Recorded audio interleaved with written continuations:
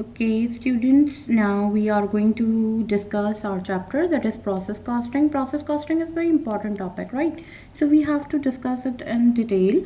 What are the learning objectives? First, introduction, unit 1, similarities between job order and process costing.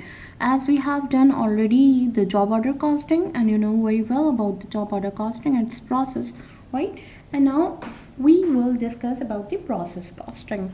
Process costing, again, it's a costing method, right? Okay, what are the differences between the job order and the process costing? We will discuss about the job order and the process costing differences. Okay, in unit 3, flow of material, labor and overhead, we will discuss about the flow of material, labor and overhead in job order and in process, right? Basically we will compare here, right?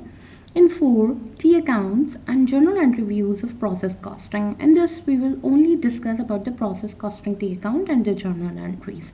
In Unit 5, equivalent unit of production. What is equivalent unit of production? Why it's too important in process costing? We will discuss this, right? Okay, next is Unit 6, compute the equivalent unit under weighted average method. Then we will discuss how we can calculate the equivalent unit under weighted average method. Then Unit 7, compute the cost per equivalent unit under weighted average method, and then we will calculate the cost per equivalent unit. First we define or we discuss about the equivalent unit, and then we will calculate the cost per equivalent unit, right? So as unit 8, assign cost of unit under weighted average method, and then we will calculate or assign cost of unit under weighted average method. We will calculate. Unit 9, prepare a raw report, cost reconciliation report, and at last we will prepare a cost reconciliation report, right? Okay, this is the learning objective of process costing. Okay, first we are going to start first from the similarities between the job order costing and process costing. As we know that job order costing as we know that job order costing about and process costing, what are the similarities between? As I have told you about that both are the costing method, right? Where you want to calculate the cost of the product, so you can use the job order costing and the process costing, batch costing, a number of methods, right?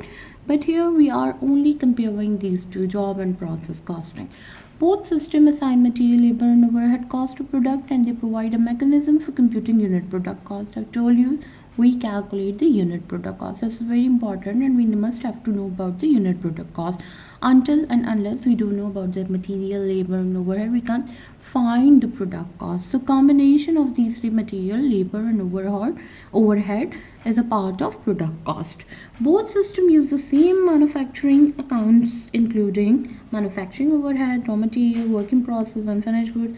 As we have seen in general accounting flow or the manufacturing flow, where we have prepared the number of account, that is material, labor, overhead and work in process and finished goods. Same here, we will prepare the account, right? So in both systems we use these accounts. The flow of cost through the manufacturing account is basically the same in both systems. The flow of manufacturing is same, right? We will discuss in detail where they are different and where they are similar, right?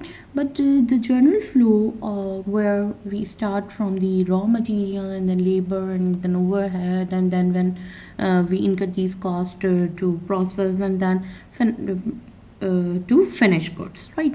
First, material, labor, overhead, or I can say that my input phase is material, labor and overhead, and then my processing phase is WIP, and I can say my storage phases, that is my finished goods, right?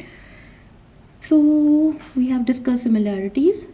Now we are going to discuss the differences as well, right?